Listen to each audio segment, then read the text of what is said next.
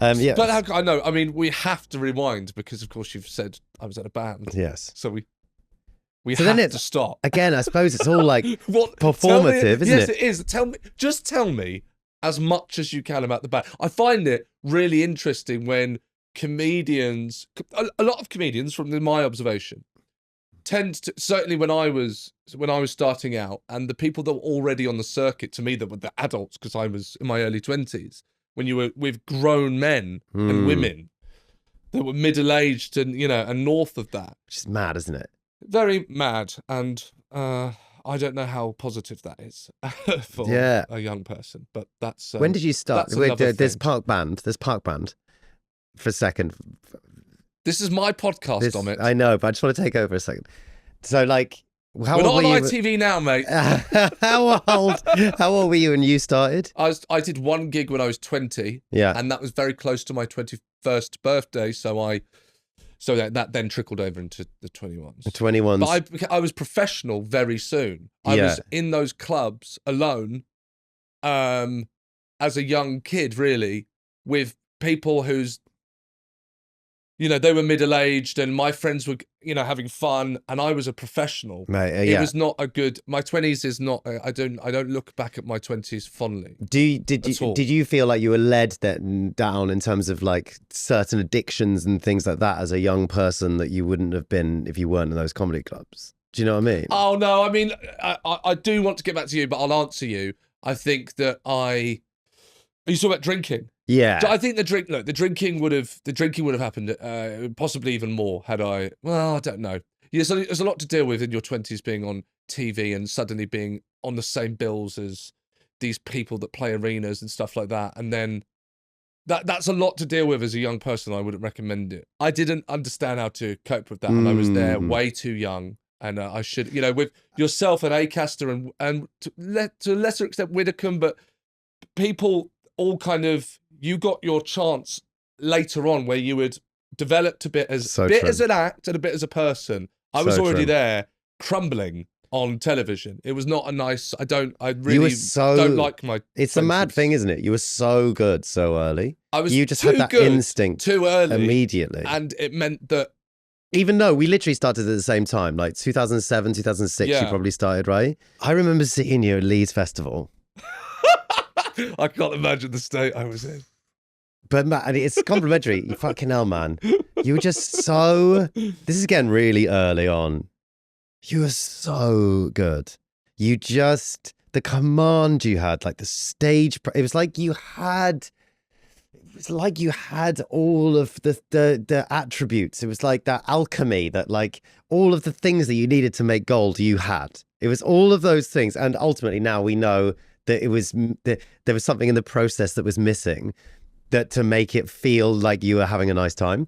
But like, man, it was just, you had like it was like McIntyre, but it was like, it was youthful and new, and it had energy, and it was like fucking unbelievable. And you've been going for fucking 2 years. It was fucking insane. We're clipping this. This is the clip. We're posting this. Just I remember a review from Joel DOMMETT for Leeds Festival 2009. There we go. I used to be good. But let's go back. Let's go back. Yes, we've both been doing it for a long time. We started out kind of at a similar time. But isn't it funny? Like we all have our weird little struggles that we don't really know that anyone else is going through, and you'll look. It's because it's such a performative thing, comedy. You get this snippet of people on stage and you're like, fucking hell, I wish I could write material like that, or I wish I could be like that person there. You have no idea what's going on. But also, I think what didn't help me when I was younger is my act was having fun with how dishevelled I was and still am. Yeah. And so it all... this is the thing. We've got to talk about you, but being... A lot of the time, when someone's having a difficult time, that is quite simply masked by youth. Youth covers up a lot. I spot it in much younger comics because I see myself in them. And I always make sure I reach out. I did it with someone the other day that's actually been on this pod. I saw a post of theirs. I knew what it really meant. and I got in contact and I said, I've been there, I know. Youth, people would always say about me that I was arrogant. I was never arrogant. I was very self-conscious. I was just young. There's a lot of mistakes and, you know, about me when I was younger that I was just young. You got arrogance mistaken with youth.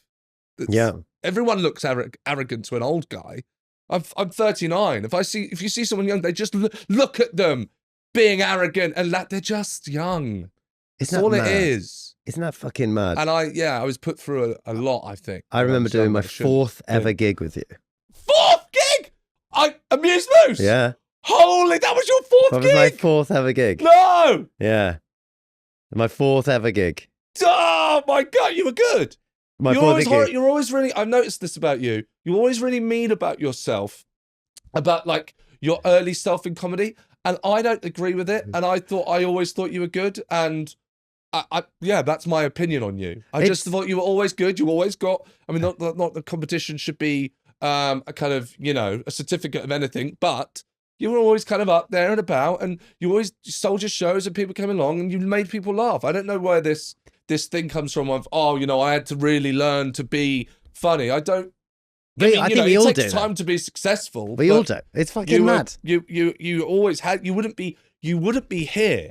But then that's the perfect thing. If you didn't have something then. To tie it back to it, it's like, this is what's really interesting, is because I think it was so important for me to not be good early. Do you know what I mean? Yeah, absolutely. That's a perfect example. That was a semi-final, my 4th ever gig with the Amuse Moose. You went through to the final. If I got through to like that final, for instance, or another final, I didn't really ever get through to those proper finals. I was always getting close. And it was the same with everything else. To wrap it back to what I was saying before, I was never quite good enough at stuff. And I was always willing to put in the effort. Always. That was my thing. I love effort. And yes, it felt like skateboarding or something. I always bring about skateboarding because I really wanted to be good. I put you so want much to go back effort. to skateboarding, but I want to go back to the band. I love the band. It seems like you've completely switched this round again on me to just avoid talking about the band. Okay, let's talk about the band. All that stuff about me will be cut, and we are just going straight to the band. Apart from the bit when I say you're fucking great. Oh, that's staying. We're opening with that. That will be moved to the front. So look, the band. So I was average at it. But attention. Again, the band is interesting because I wasn't good at singing, but I was willing to put in the effort. How could you put in effort into being singing if you're not good at singing? I wasn't good at singing, but I tried my best. Oh, okay. Oh, right. Fine. And it was the same with early in comedy. I wasn't great at it, but I tried my best. And then, the comedy was the first thing I ever did where I felt like, oh, the more effort I put into this, the more gigs I do, the more I write, the better I'm going to get at this. It felt so, I could see the trajectory almost. Do you know what I mean? Whereas everything else, I felt like, even if it was like acting, I sort of dabbled with the acting thing, but it felt so fucking mental. The thing that like Harry Potter kids were unbelievable at acting. And I was like, well, I can't be better than a 6-year-old. Like, how is a 6-year-old better than me? I can't compete with this shit. Like, doesn't make any sense. Whereas like comedy, it felt like you all start the same place. Yes. And the more effort you put in, the more gigs you do, the more you write, the more you work on your character, yourself, the better you get. And then you move on, and then you get this gig, and then you get a bigger gig, and then you get a bigger. And it was the first thing I did where it felt like it was just. A meritocracy. So, defined on merit. And obviously there's sort of, weird little dips and peaks and drops, but that was the first ever time where I was like, I'm going to put fucking loads of effort into this. And so I really went for it first year. I just was like, I remember reading in like Jimmy Carr's book that he'd done like 300 gigs in his first year or something. Yeah. So I was like hell bent on fucking, I'm going to do 300 gigs. And so this effort just came from, it was just always there? I don't really know. Did it, like, for example, sometimes if you're talking about a trait that someone has, you're committed to trying, you're committed to effort, which you can see when you talk about it. passionately how much effort means to you. What was that? Does that come from mum? Does that come from dad? You know, is there actually someone that says, as long as you try? Yeah, I think actually weirdly, I'm trying to sort of therapize this recently. Actually, effort felt like it was my only currency. That's what, and it's still to this day. It feels like it's my only currency. It feels like that's my only thing I can bring to things that potentially other people don't have. Still in presenting world, Masked Singer, whatever. Production teams now know, hopefully, and sometimes it takes a while for us to sort of all work that out together, that I don't just turn up and read stuff. I really love it to feel like it's authored by me. So we all, doesn't mean that I have to sit there and write everything. It's a collaborative process. And I feel like hopefully I bring something to the table that other presenters might not, in terms of my comedy background and stuff like that. Yeah. Where I go like, let's do something a bit more ridiculous. Let's do this. Oh my God. Masked Singer is great for that, because it's like, the more ridiculous, the better. Like, let's just go with it. Just make it, you know, like last year with Macy Gray storming off the show, which was very funny. Oh, yes. And like, yes, yeah. It was a holiday episode, and they were like, oh, what do you want to do? If you got any ideas for that? I was like, oh, wouldn't it be funny to have like shorts on that get shorter every ad break? And they were like, that's a great idea. That's great. And then it was just really fun how the shorts get shorter and I don't ever mention it. Yeah. And I could just see like Jonathan Ross just like looking at my shorts every time I'd come back. He'd be like, he'd just like look at me, and they kept on looking at my leg. And Jonathan was like, what's going on here? And I was like, nothing, man, nothing. I don't know what you do. I kept on this obviously wasn't in the show. I kept on being like, oh, shut up, Jonathan, you pervert. And like really stupid. And then obviously when Macy Gray then storms off, my shorts are like proper hot pants. It's ridiculous. And then it just makes the whole thing so funny, because she's taking it so seriously that she storms off a show. Oh, she was angry that they didn't. She was angry that she didn't win. Oh, she didn't win. Which is so funny when you're dressed as a toad. But anyway, that's sort of idea. But the effort, do you know, I totally understand. That the reason I'm interested is because it seems to mean a lot to you. And that's why I'm so interested in the effort. Where is this? It's not an obsession, but where did you learn that it meant so much to you? I sort of wonder that too, and I think because it comes from such a young. That's what's interesting to me. Yeah, it spawned so early on. This is where I think it comes from. Is my stepdad was a truck driver, and so. He sort of came into my family when I was about 8, maybe a bit younger, 7, something like that. And this was on the farm. Yeah, so the farm by that point had been sold. My grandparents sold the farm. Okay. And so then he would work all hours. That was his thing. That's his currency, effort, right? So his currency is like, how much time do I spend working? Then that's what he does. Like, and he's really good at it. He's a really good truck driver. And he's like, he would leave at like 4 a.m. and he'd get back at 10 o'clock at night. Did he have to commit to those hours because of money? Like, I've got to do these hours. Otherwise we don't, and maybe not eat is too dramatic, but you know, we don't survive if I don't work this hard. Sort of, yeah. I don't think it was that extreme, but because my mum also did have a job, but it was like, it was sort of that. It was like he was trying to make his way in the world. Yes, you know, he had his like own company, and it was like he would deliver the papers. So he would wake up at like 4 a.m. to deliver the papers to the plate to be able to get there. So we'd do that every day, Christmas Day. But you know, it was every day. And now you drive around the country delivering jokes. Yes, Thank you for joining me. I've wrapped it up. Thank you very much. Yeah, go on. Sorry.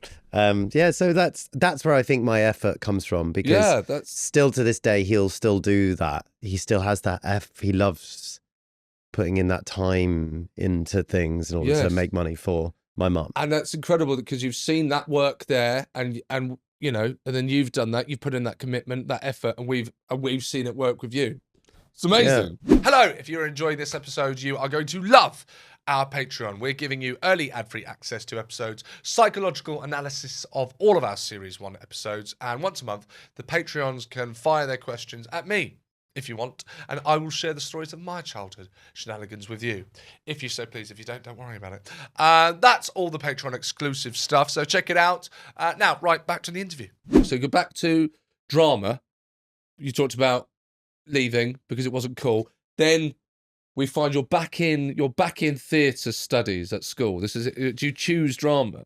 Yeah, so I chose drama as like an A-level thing. And you mentioned, and we didn't go into it, I didn't let you, I don't think, but you mentioned feeling comfortable there. I think I then went back to something else. But so me and Steve, again, we were there. Is Steve in drama? Steve's in drama. Okay, I'm finding out things about Maths Steve I didn't know. and drama, we sort of shared that sort of love of those two things.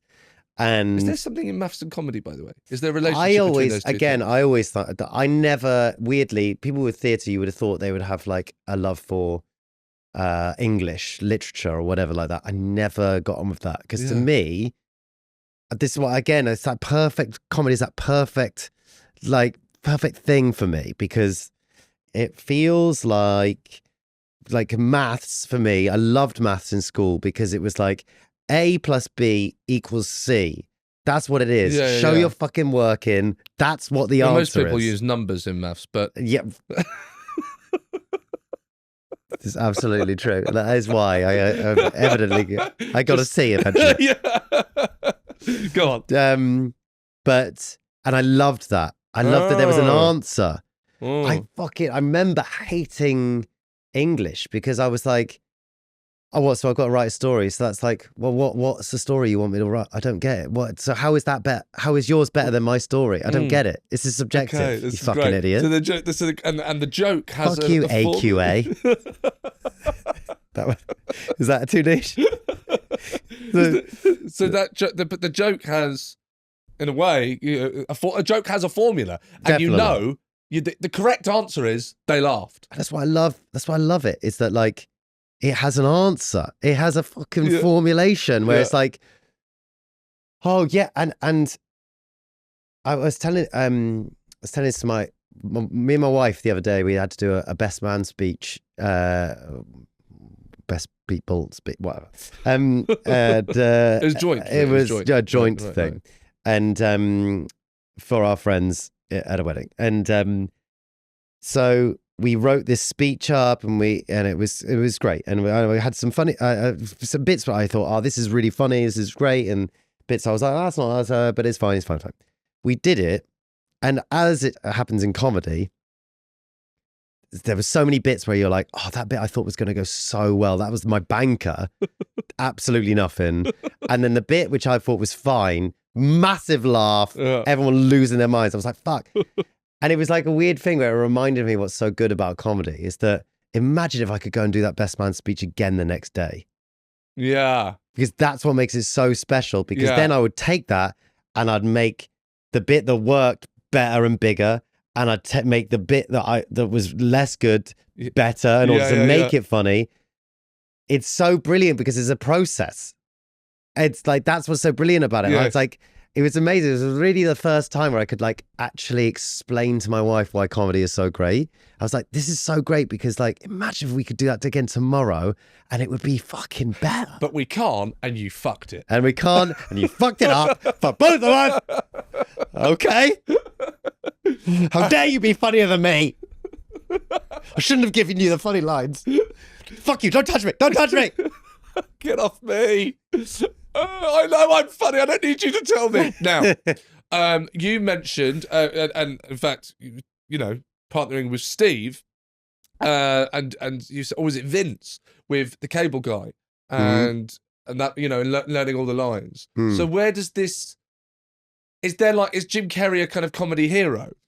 I suppose so. I wouldn't really say maybe heroes. A bit much, but like and again, I don't know if that's the way that a lot of people did it, but like I would literally remember, like we knew all of the lines in this. I was the same with Jim Carrey films. It was like all of them, and there was definitely other movies, but I can't think of what they were. And well, at that time, I mean, Jim Carrey's Ace Ventura, The Mask, Dumb and Dumber. Yeah, exactly. And Ace Ventura, Liar, absolutely. Liar. And then there's always Robin Williams films, which are kind of similar. It was so similar time. like, and just I'm quoting it over and over and over and over and over again. Unbeknownst to ourselves, we were learning how to say a punchline. Yes. You know, you're knowing how to be funny with your face. You're like learning all of that stuff. Yeah. And it's so funny, isn't it, with comedy? It's one of the few things I imagine, you know, not giving it too much thought, that actually you put in the hours earlier on without realizing. You were working, you had no idea. Yeah. Because you couldn't be, you know, you talk about all the effort that you've put in since you became a professional comedian, but you couldn't be the comedian you were today without those hours.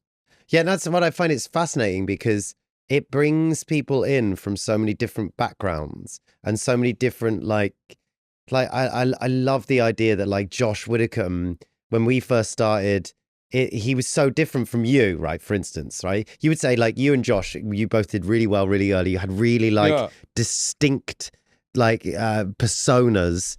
I always remember people used to like do impressions of you two all the time. Yeah. Really early on, which is such a good sign, right? Yeah. Because people like still you can you know, it's great. Yeah. And did you kind of do an impression of me earlier on today? I was thinking, was that an? I think probably sure. what. Start kind of bubbling again. Oh, where's my notepad? Whenever I hear an impression of me, it's just people going, Oh, damn, where am I? What's going on? I'm like, oh no. But I like, I love your persona. It's so much deeper than you think it is because you're so like, but what is There's the impression. So offensive. It's so offensive. It's so offensive. But yes, so the different, but Josh, like, you get a kind of hodgepodge, kind of smorgasbord of all of these different types of people that are brought to comedy. And Josh, I think, was like, he immediately was a great writer. Incredible. Like he was like absolutely incredible. I think he worked for like Financial Times or something before. He like had that sort of background in writing. He had a journalistic mind. Even in his stand up today it's journalistic. It's curious. Yeah, it asks the questions. But instead of asking the questions about some sort of serious, you know, so true war story, he's asking the same questions but about pesto sauce. Yeah. And he and so it was brilliant just to watch like him, who had like a background of that, learn how to craft a persona on stage, right? Yeah. And then like I would consider myself completely the opposite side of the scale, where I felt like I was still searching for a persona, but I had the confidence at least to be on stage and make faces and act out things. Yes. But then find writing for that and learn how to write. And it's completely different sides of the scale. Absolutely. And then again, what, like, you know, and both equal in importance, but I don't think that most people don't understand that. Yeah. Most people think it's the writing. Actually, it's all of it. I just think it's everything. It's all together, and it's this perfect melting pot. And I think that's what makes it so special, is that you've got people in there who, what would they do if they didn't do this? Do you know what I mean? Do you know what I mean? Like, what do you think you would be doing? What, you know, I mean, you were isolated on a farm, but around you, Vince, we know what happened to Vince. You think he moved to Spain? We don't know. It sounds like you killed him, by the way. Yeah, he moved to Spain, guys. Yeah, it was Spain. There was one day where he was funnier than me. What were people doing? Your brother, I assume, on a farm? What's your brother doing? Yeah, he owns a farm now. On the farm, so he's a farmer. So was that kind of what was expected? I don't know what I would do. I really don't know what I would do. Again, because I was sort of average at things. I never really wanted to go to university because I didn't drink. I wasn't even good at drinking. So I was like... that I was good at. That. I could do a podcast on that. I don't mind. If you want to talk to me about drinking for a couple of hours, I could do that. What's... how much do you think you used to drink? Did you used to drink before comedy? No, before doing comedy. Yeah. Yeah. But I started young. But I never drank before a gig. Never drank before a gig. There was a rule. Unless if it was a late show, I would drink, or if I was abroad, and those were the only two rules. I never drank before a gig ever in my career. How much would you have drunk if you did a gig abroad and it was late? Yeah, exactly. I once did.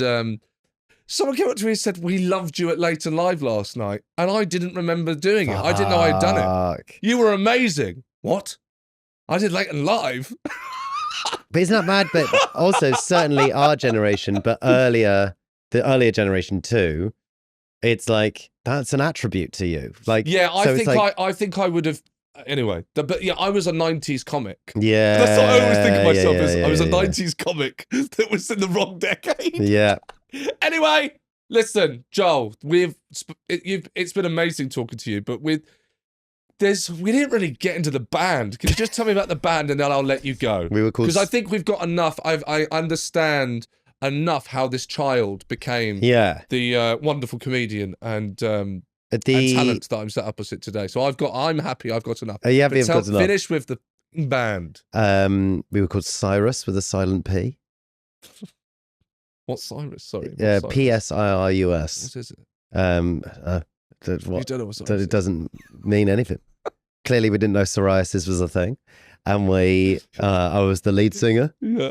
Couldn't sing, but you don't put this face on drums, Sean. And we absolutely had a great time. We did one gig. Metal. You did one gig. We did one gig.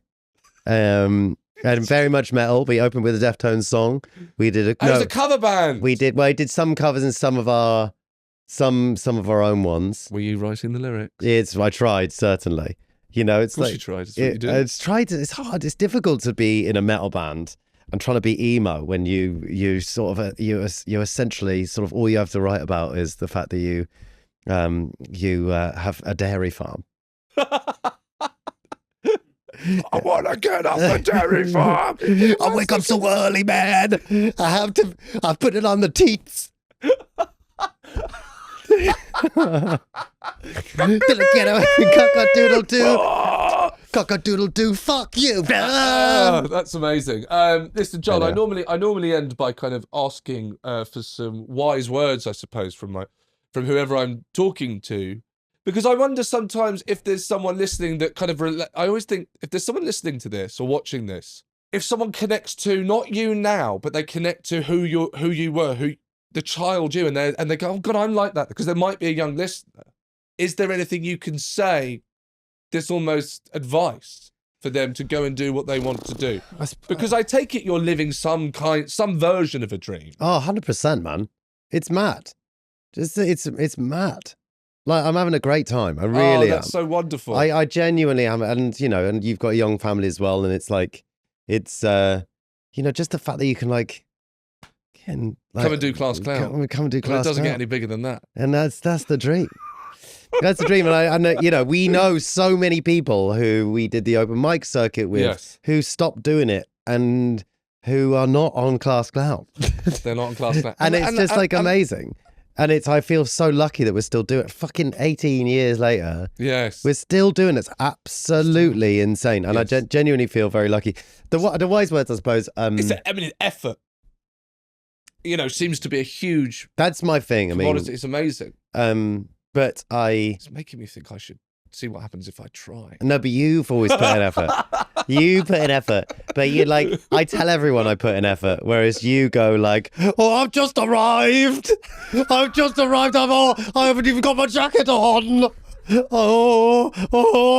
When really he's got his fucking notebook. He's written all his notes. Notebook. There's nothing in the notebook. He's written notes. Unlock your limited potential. Together. Right, I've had enough of this. I've had enough of this. I've had enough of Joel Dommett. What the wise words? Try. Clearly. Clearly what it is. Try. Try. And thank you so much. It's a pleasure. Right, none of that's going out. There we have it. The loveliest man in showbiz, Joel Dommett. I love that guy. I want to hate that guy. I mean, he's perfect, but I love him. That's why he's perfect. Listen, guys, if you enjoyed the show, we want to keep doing more of these. And I know people on podcasts say that, but we really do need you to like it and share it and leave a comment. It will allow us to keep on doing them. If you don't, we won't be able to. And that'll be sad because I like doing it. Plus, the studio's around the corner from my house. So, I mean, I really do enjoy doing it. Like, share, leave a comment on Spotify, YouTube, wherever you're getting it. And we'll see you next week. Thanks a lot. Lots of love.